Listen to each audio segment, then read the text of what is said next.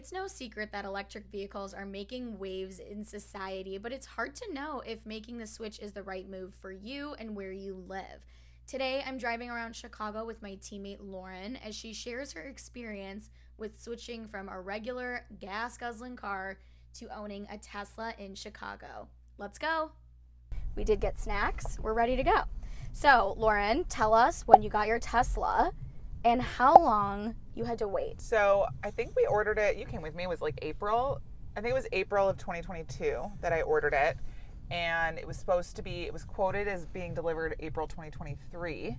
But that kept moving up, and then it got delivered Thanksgiving weekend 2022. So whatever, mid-November. So it came a lot quicker than I anticipated. That's great. Which model Tesla do you have?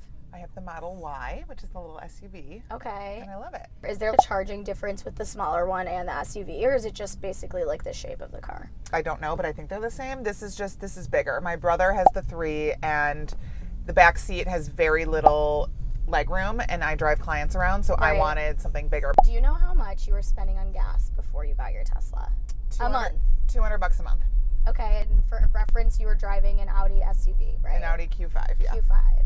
When you go to a charging station, how much does it cost to charge? So I was at a Tesla supercharger over the weekend when I drove to Michigan, and I think each time I went and I was filling up like a lot, like probably 60 to 70% of the car, it was like $17. And when I charged That's it? Yeah. So there's 2 options for plugging in at home. You can like install a Tesla charger on your wall, which will charge the fastest. Okay. Or you can just put a big higher voltage plug and then you plug into it. And I did that one because I wanted to have the option of removing the cord and taking it with me on the road if I needed it. And so I didn't want to do the hard install on the wall. So, and for me, it's fine because it's like I come home from work and if I need to, I charge and then it takes a couple hours and then you're done. Can you charge at other stations that aren't Tesla stations? You can charge at any of them. When you get your car, because Tesla is like Apple, where they're gonna make their own shape of a plug that you have to buy.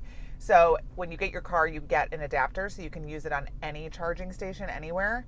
But then obviously the Tesla charging stations, only Teslas can charge at. So I think one of the biggest issues that we have in high-rise buildings or even low-rise buildings with garages is trying to figure out how to get it so people can charge.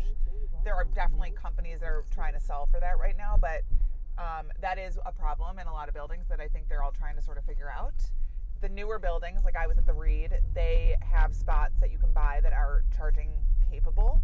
But yeah, I think that is a problem. And I haven't shopped with enough people who have Teslas or EVs to know how pervasive it is and like, you know, if it's a deal breaker for people, but it is an issue. Like in high rises, because the problem is you need to be able to plug into a panel that only charges your unit, or they need to figure out a solution where like, you know, there is like a separate account for your charging car downstairs. So I think that is a problem, but I know a lot of buildings are trying to sort through it. Is the government still offering tax credits for buying electric vehicles? So I got a tax credit from the state of Illinois for $4,000. It was actually a rebate. I got a $4,000 rebate. Those are, it's like a finite amount of money. So when they run out, there's no more. So that's why I bought the car when I did, because I wanted to be able to get that. I don't know where they are in terms of like the bucket of money. Right. For the federal government, I was not eligible. You have to make under $150,000, and there's a lot of other requirements. But so not every EV is capable. I think right now only Teslas are. But I was not able to get that. But that is still available. That was part of the Build Back Better or whatever. The infrastructure bill. Yeah, the infrastructure bill. Yeah. What do you notice about living in Chicago when the weather changes, how it impacts your car's battery? So the battery definitely runs out faster in cold weather because the battery is going to be working to keep the battery warm. Yeah. So now in the city, that doesn't impact me that much because I don't, you know, even when you're driving a lot in the city, you're not driving that much, and then I can just charge it when I need to at home. But obviously when I drive back to Detroit where my family is, I definitely have to charge more on that trip when it's cold versus when it's warm. And how long do you just sit there and wait when you like stop to charge? It really varies. The really cool thing about the Tesla map infrastructure is, so if I put my parents' address in, it will map me and optimize for time and charging. So sometimes it will have me stop once and charge for 30 minutes. Sometimes it will say, hey, stop here for 20 and then drive 2 hours and then stop here again for 20. So it really varies on where you're going. And, you know, the other thing is if I'm driving back to Chicago, I don't care if my battery is almost empty when I get here because I can just plug it in at home. When I'm driving to Michigan, I need to arrive with more charge because I'm not probably going to charge it while I'm home. So, you know, it really varies. The longest I ever sat was the other day. I sat for 45 minutes. It was at a Meijer in Michigan. So I just went inside and bought snacks, and then I watched Netflix while I waited and did work. You know, it's nice for me. I can read emails and stuff when I'm on a long road trip. So, but that was the longest I ever had to, and that's because I was in Michigan. Normally, if I go on a road trip, I will fully charge the night before, so I'm at 100 before I leave. In this case, I was at like 39% because I had been home and there was no charger at my mom's. Right. So I just needed to charge to 100. And when she says she was watching Netflix, she was watching it in her car, right? Yeah, it's built in. As there's like a theater situation here where you can play from a bunch of different streaming services. Does it have like a video camera that you can take like work calls on? Yeah, so they just did a new update. My brother said, I haven't done it yet, but he was charging somewhere in Michigan, and then he scheduled his charge during a time when he had a Zoom call, and he just took the Zoom call. Excuse me, sir. He just took the Zoom call. Sorry, having a Tesla does not mean that other people don't drive like idiots.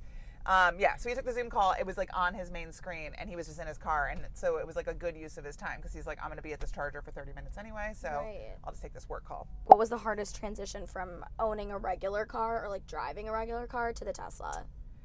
So I think it's two. It drives differently, and the first week that I had it, because you don't need to use the brake, like you stop the car by taking your foot off the gas, and when you first drive it, it's like whiplash central because you're not used to that, especially in the city where you're coasting a lot. So that was a tough transition, but you got used to it way faster than I expected to. And then the second is you really have to be very deliberate when you're taking these road trips because you can't just stop at any old gas station.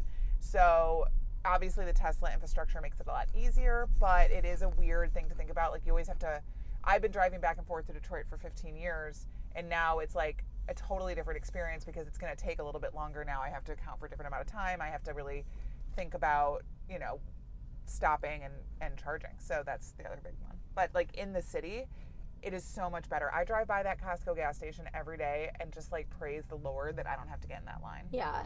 The line's so long. Yeah. Do you have to have the Tesla card on you to open your car? Or can you do it on your phone? No, your phone becomes your key. So the Tesla key, the card, I keep in my wallet purely for valet. But I use my phone, and my phone gets me into the car. So that's the best thing is like, if I have to run somewhere, I don't have to take like a whole purse anymore. Yeah. I can take my wallet and my phone, and that's it. And then because I don't need keys for my house either. So right. It's really nice to not have to carry keys. You're so high tech. I know. Oops. It's really, the doorknobs was just so my dog walker could get in. It was right. Like, everything I do is for my dog. This is Harvey's seat in the back here. That's an Amazon purchase. That was a lot cheaper than the car. What would you say is the biggest pro of having a Tesla? I think it's a really fun car to drive. I think the biggest pro is obviously like I am very focused on being environmentally conscious, so I like that I'm not using gas, especially because in the job that we have as real estate agents, you know, sometimes you're idling in your car a lot, and I always felt guilty sitting in my car and leaving it running, especially when gas prices were so high. But here it like doesn't matter. If I'm sitting in front of a house for 15 minutes waiting for my clients, like it doesn't impact anything, and I don't feel bad doing it. Not having to get gas is great, and this car is really fast, although in Chicago traffic, the most I can go is like 12 miles an hour, but I get there really quickly. And then what's the biggest con? My personal con is just like I like to use my money and support companies that I support.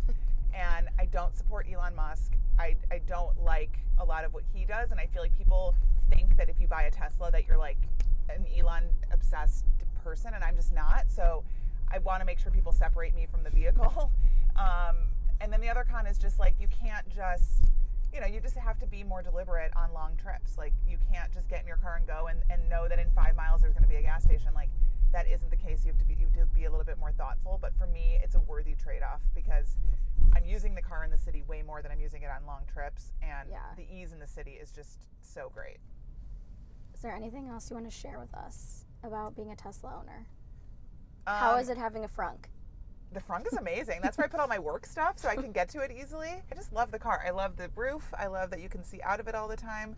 I think the one other issue that I have with it is that I feel like an a-hole every time I have to give my key to a valet, because it just feels like I'm trying to like puff my chest up being like, oh, do you know how to park a Tesla? But the truth of the matter is a lot of people don't know how to drive them. They don't know how to use the keys. And so it is an annoying question to have to ask, but it is actually a question that you need to ask, because I valeted my car once and they couldn't get the door open to bring it back to me, and I had to go get it myself. So that's upsetting. Yeah. But I love it. I mean, it's so fast. It's so fun. It's got so many fun little features in it. I mean, my nieces and nephews love when I make the car fart. So it's a great car. It really is. It's a really good car, and just knowing that you don't have to get gas is really like a weird life-changing thing that you don't realize how much time you spend getting gas until you're not getting it anymore. So you are happy with your purchase and think it's worth it?